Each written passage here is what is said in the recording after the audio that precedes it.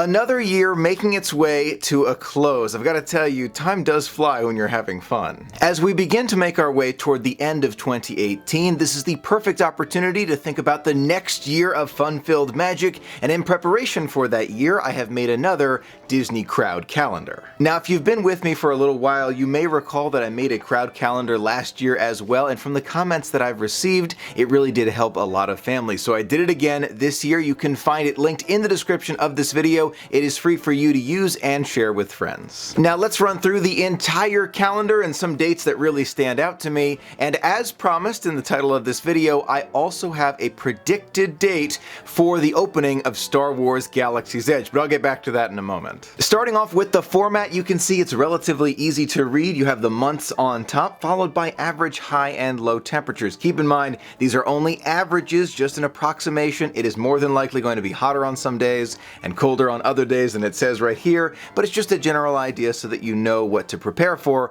your vacation. Now, getting into the crowd calendar itself, I have numbered each day from 1 to 10, where 1 is the least crowds possible at Walt Disney World, and 10 is extreme crowds. You can expect wall-to-wall traffic and long lines for your favorite attractions. I've compiled these numbers from all over the place, and I have a feeling this year it's going to be the most accurate it has ever been. Now, along with the numbers on each day, there's also a color coding. I did that to make it very easy to look at so you can see from afar where the low crowds will be. Those are in green, medium crowds are yellow, and very intense crowds are red. In addition, all of the weekends have a thick outer border so you can see where those are, especially helpful if you're trying to include a weekend so you don't take as much time off work.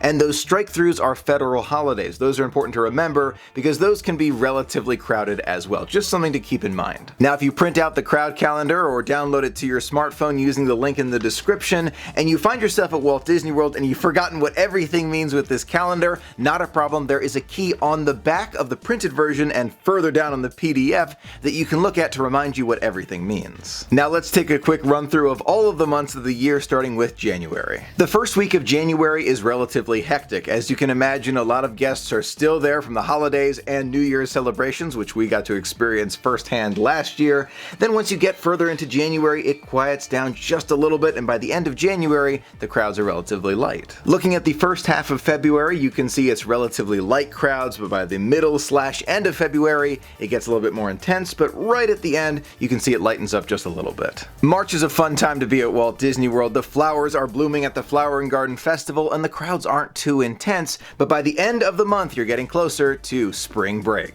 You can see at the end of March and all throughout the first half of April, it is extremely crowded from spring break, but the second half of April usually starts to slow down a little bit. May, it's a little bit of a mix between medium and heavy crowds, but by the end of May, the crowds are very intense for the summer. Along with the warmer weather, June, July, and most of August are extremely crowded at Walt Disney World, and for good reason. It is summer vacation. If that's the only time you can go, just expect the crowds. When summer draws to a close and you can see August and basically all of September, the crowds really start to lighten up. You can see that pattern continues in October. The early part of October, it's relatively low crowds, but by the end of the month, it starts to get a little bit more intense again with those Mickey's Not So Scary Halloween party crowds. Now, you may be wondering, Michael, I thought you were going to talk about your prediction for the opening of Star Wars Galaxies Edge. We just passed October. Did you forget about it? Don't worry, I did not forget. You recall that Disney said late fall 2019 for the opening of Star Wars Galaxies Edge, right? Late fall, speaking in Disney's language, technically could be what? Late August until maybe very late November? I mean, they could do that. Technically, they could, right? Now, don't forget, this is only my prediction. All we have from Disney is late fall 2019, so we'll see what it is, but if I had to predict,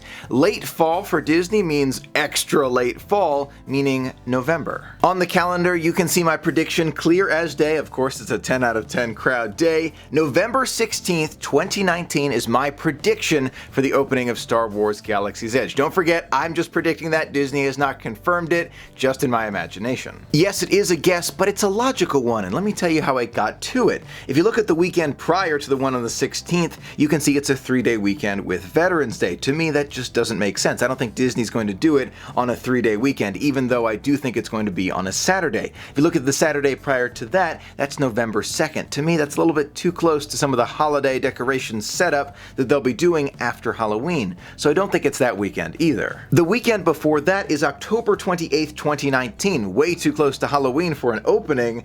October 21st, 2019, that's a possibility, along with October 14th, 2019, but given the fact that several things at Disneyland, including Hyperspace Mountain, opened in November of 2015, I have a feeling Disney's going to try and stick with November. Again, this is just my guess, but wanted to share it with you. Now you can see on the crowd calendar that I have included those predicted crowds for the opening of Star Wars Galaxies Edge. You can see November 16th, basically every single day after that is a 9 or 10, and in December 7, 8, 9, and 10. Well, basically throughout the entire month. So this is my prediction. Once Disney gives us the official date, let's say, just as an example, it's November 2nd. I doubt it, but let's imagine it is. I'm probably going to change this calendar just a bit, but it's going to be attached to this video. So the link in the description is the most recent 2019 crowd calendar. Now looking at the crowd calendar, you may have noticed that there's very few green days in here, indicating not as many low crowd days, and you may be wondering, Michael, is that a mistake?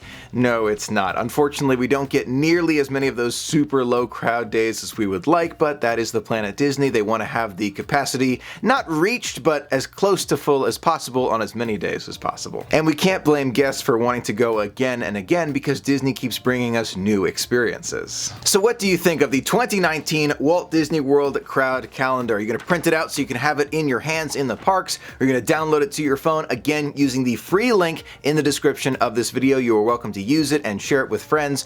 Also, let me know about that prediction for Star Wars Galaxy's Edge. If you have a different date that you're predicting, let us know in the comments below. We'll come back to this video and see who got it right. Thank you so much for being a part of the magic with me. Until next time, have a magical day.